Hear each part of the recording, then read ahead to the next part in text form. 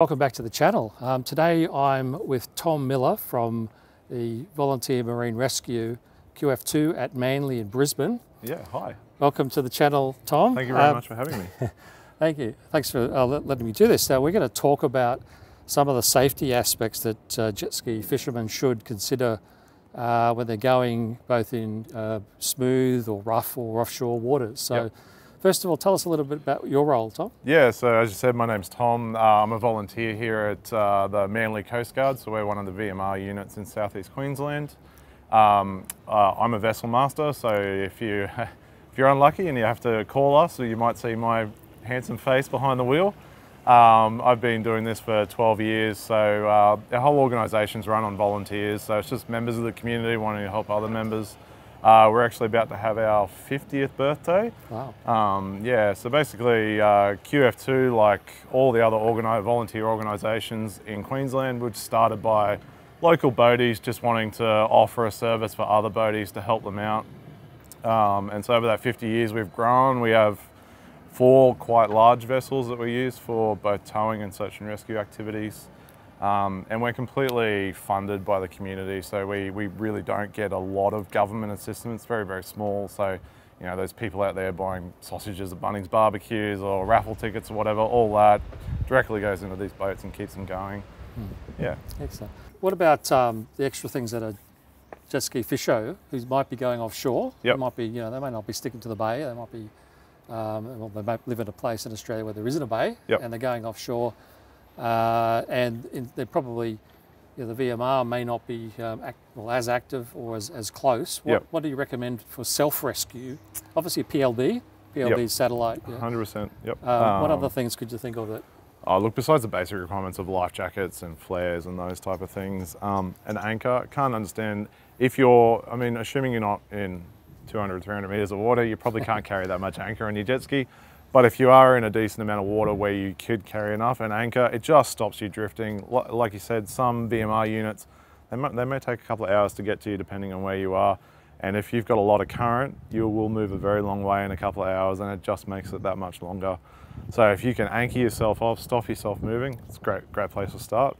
Sea anchor too, I guess if you can't anchor, sea anchor. Yeah, a drogue. Shoot, yep. Even if you've just got a bucket, just throw a bucket out, just to help create some drag, most definitely. Probably keep you pointed into the swell. Yeah, which is helpful as well. Yep, keep you comfortable. Yeah, just the basics, water, sunscreen. Like once again, if you're sitting on a jet ski, you've got no way to get away from that sun. Just being able to keep yourself hydrated and sunscreen just helps you last that bit longer, I guess. What you said about water is pretty important too, because a lot of people may just take a bag of ice. Yep. And you know, if you were to get stranded, that's going to melt pretty quickly, and you can't really, without individually melting pieces, you're going to have that as water. So I guess having a couple of frozen bottles, even if you are taking a bag of ice, is probably not a bad idea. Yeah, another thing to think about is the time of year. So obviously we're talking about water, it's applicable all year round, but definitely summer in Australia, it's very, very hot. Winter, if you're going out at winter, keep warm. Hypothermia is, even in summer months, hypothermia is a real problem. If you are going into the water for a decent amount of time, you want to stay warm. I'd suggest going and having a reading online as well. There's a lot of mechanisms you can do in the water to just try and keep that body heat in. Okay. So have a think about that. That's interesting. I've not heard of that. Yeah, you can put try and get your legs up as close to your chest as possible, make a ball, those type of things. Winter is cold, and I would not want to be in the water for a specific, but you may have to be in the water for quite a few hours, and if you can maintain that body heat, it helps. I think with your life jacket, a flashlight, especially if you're going offshore, just some kind of strobing light, something that us as search and rescuers will see and just draw our attention. If you can put reflective tape on your jacket, or if you can buy a jacket with something that reflects, once again, if we're at night, we have searchlights out, our searchlights will reflect off that at many, many miles away. And just that little glimmer is enough to go, let's go have a look at that. So they're really good things. Good advice, yeah. So what's this all about, Tom? What have you got to ski? Yeah, it's probably not a usual bit of equipment people would see in an organisation like ours. I believe it's a 2011 model Sea-Doo. We mostly use it for shallow water searching, so places where our normal boats can't get to. Obviously a ski can go a lot shallower, can't go really shallow, but it does get us a bit further in. We can also put it on the back of our big boats, so if we do need to run very, very long tow lines into the shore, ski is one way to get it done. Our little tenders just don't have a lot of grunt and horsepower for big sea, where this does. So it's just another option, another tool in our arsenal. It's also a great teaching device. A lot of our up-and-coming vessel masters, you know, they need to learn the local area, what we call pilotage. This is a great, cheap way to get out in the water and for them just to go learn routes and paths without blowing a lot of fuel and using a lot of money. It's a good tool for that as well. Good idea. Yeah. So you mentioned that the rescue organisation is funded by the public. Yeah, so basically. What's the best way that somebody who's doing jet ski fishing can help fund VMR? So all the units in southeast Queensland will offer a program called Marine Assist, or words to that name. The easiest way to describe it and how we describe it to the general public is it's like RACQ on the water. So there's an annual fee similar to like Netflix, and that makes you a member for 12 months. And with that you get towing, all those breakdown services included. That's the best way to support us, and it's mainly our largest source of funding and what keeps us going.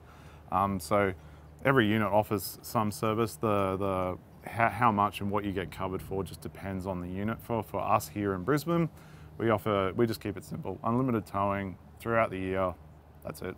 And that covers you with other Coast Guard units up and down the Queensland coast. But like I said, whatever your local unit is, drop in, have a chat to them. That is the best way of funding. If you aren't a Marine Assist member, what we do is we charge an engine hourly rate for our services. So you don't pay for volunteer time, you're just paying for what that boat costs to run. So if we said that boat costs $50,000 to run a year, we divide it up into how many hours it would do, and that's the engine hour that it comes out to. So it's much, much cheaper having that RACQ on the water, that bit of peace of mind. Yeah, I've actually subscribed and had to use it once when I ran out of fuel. So that was very embarrassing for me. But look, these things happen. It was great. And you also mentioned that you don't police. You're actually there to help the public. Yep. So you don't really judge them. Is that right? I never got judged, and no, I thought I was exactly. an idiot. Look, so. we're boaties as well. We make mistakes just like everyone else, and especially in big bright yellow boats that we drive.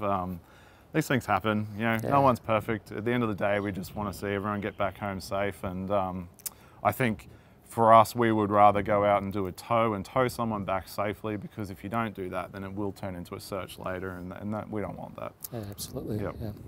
And just speaking of that, then what is the most common breakdown or incidents that you see from the jet ski community? Yeah, that's a really good question.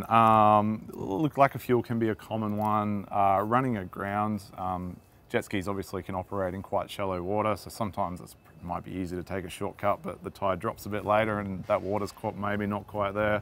Engine difficulties, like with any boat or jet ski, engines break down, unfortunately. They are susceptible to problems, so those type of problems, maybe even electrical problems we see very rarely, but sometimes that happens. Sometimes keys don't work, or you drop keys in the water or something like that. Those kind of things happen. Yeah, so there's a lot of just general mistakes, I think, there, isn't there? And I guess as when I was a novice as well, going out in the jet ski, I made mistakes with beacons going around the wrong side of marker buoys, channel buoys, because it is sometimes confusing what is port and what isn't when you're starting. And even when I come in through channels, I see a lot of people that are on recreational riders of jet skis going the wrong side of the channel. So I guess it's an education thing all along for riders to keep up to date with the rules and remember them if they're not going out very often. Yeah, there's pretty easy general rule of thumb with if you're heading towards a port, it's generally green to green, red to red. If you're heading away, it's green to red, red to green. The easiest way though to be 100% confident is just consult some charts. So you've got things like Navionics you can put on your phone, really good charts. You can get beacon to beacon from Marine Safety Queensland for Queensland area. I think that's also a free PDF download now. So there's some really good resources that don't cost a lot of money or are free. And if you're just a bit unsure, you can check on the charts. There's arrows that show you the direction of the channel. Great. And if you do get into trouble, I believe that some of your boats have got the ability to pull the skis up the back now? Is that yeah, so some of our bigger boats have large deck areas, so they either have specialised equipment allows us to pull the jet ski up, or if it's a smaller, lighter jet ski, some of the smaller boats will take it. It just depends on the situation. Sometimes jet skis are in really shallow water or hard to get to places, so you do need a smaller boat, so you can't take the bigger boat. Every case is a case-by-case basis, but if we can, pulling a jet ski up on the back deck is preferable, but not always achievable. Right, and toe taps mandatory for jet ski riders? I've never had to pay to get them installed, but I think the price is around $100. I would do it. First time you have to use them, they will pay for themselves instantly. Yeah, look, if you don't have toe taps, we generally have to tow you at a speed of about 5 knots or less. Any more than that, and we risk damaging your ski, and no one wants that. With toe taps, we can tow as fast as our boats will go, basically. Get them installed. I don't think every model of jet ski really needs them. I think there are some models that do air cooling. If you're unsure, I would just always consult your mechanic. They'll be able to tell you. And if you do need them, it's a really, really simple install. And when you do get it, just get your mechanic to show you where it is and how to turn it on. Generally, there's just a valve. Yeah, so it's a Sea-Doo that actually have a coolant, air cooling. The problem is that they still do take water in through exhaust, which can, like, of course, under force, can still get back in. So although they're not circulating water to cool the engine, they can still, unfortunately, suck water in. So. Yeah, and they're great as well. I mean, some people that have jet skis, they might have larger boats and they might want to tow the jet ski, if they're going on a couple of day trips. So just having those toe taps there allows you to turn them on, tow your jet ski behind your normal boat. Yeah. So is there any tips you can give to new jet ski fishers or jet ski riders in general, I guess, about the etiquette on the water? Is there anything that stands out? Yeah, look, by and large, jet ski, my personal experience, jet ski riders are quite good and respectful. Obviously you have your local laws that dictate distances you can be from people and things like that. But yeah, I think maybe not the easiest thing to understand is that when you're a jet ski rider or another boat coming at another boat, your intentions aren't clear, right? No, they don't. No one's a mind reader. I can't tell what you're going to do. So familiarising yourself with collision regulations. So that is which way to turn. You should turn in a very precise manner so that it's clear what your intentions are. Just showing intent for where you're going, what you're doing. If you're moving at high speed around a lot of slow boats or boats that look like they're hard to manoeuvre, just slowing down so that they don't have to worry about what you may be doing. It's always just comes to intention. If you can try and be as clear as possible with what your intent is, it avoids a lot of problems, I would say. Great.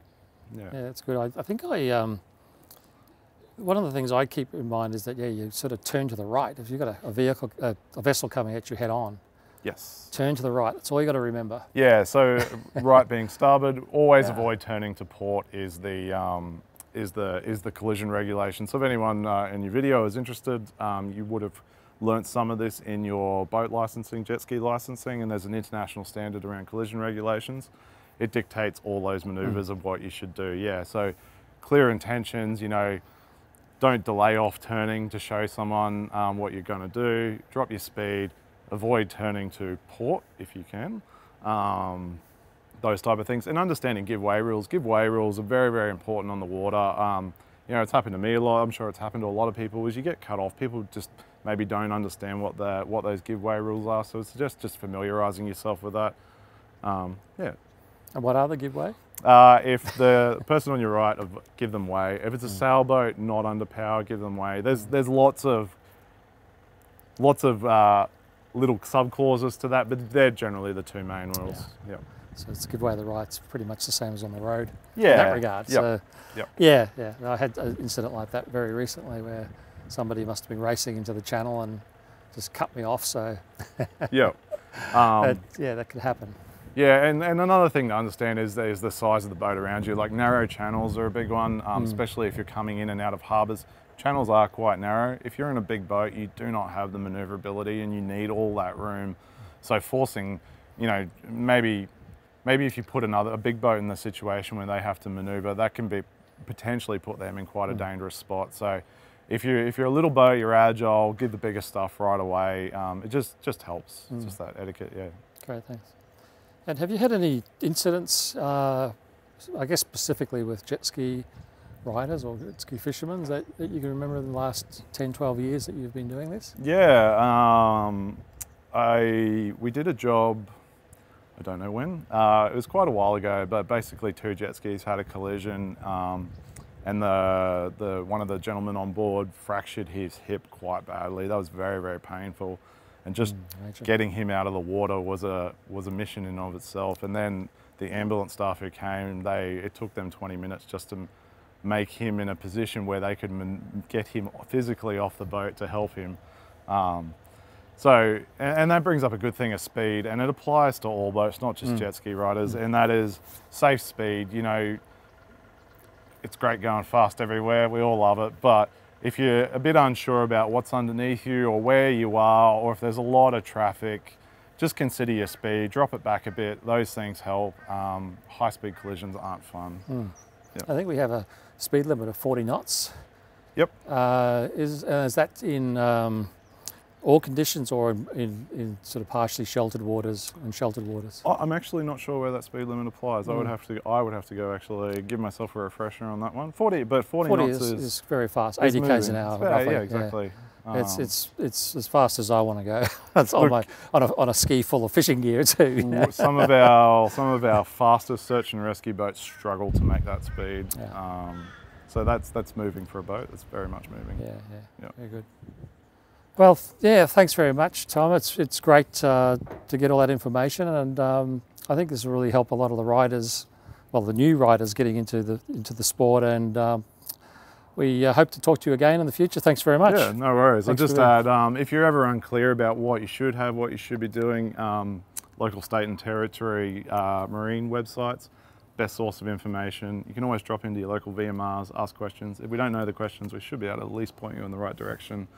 Yeah. And you have your own YouTube channel, I believe, the QF2. Yeah, we haven't done anything for a while, but yeah, good intentions. Sometimes we put videos up, but as being volunteers, we have lives outside of this, so finding time is not always the easiest. Tell me about it. Yeah. Thank you. Thanks again. No worries. Thanks, guys.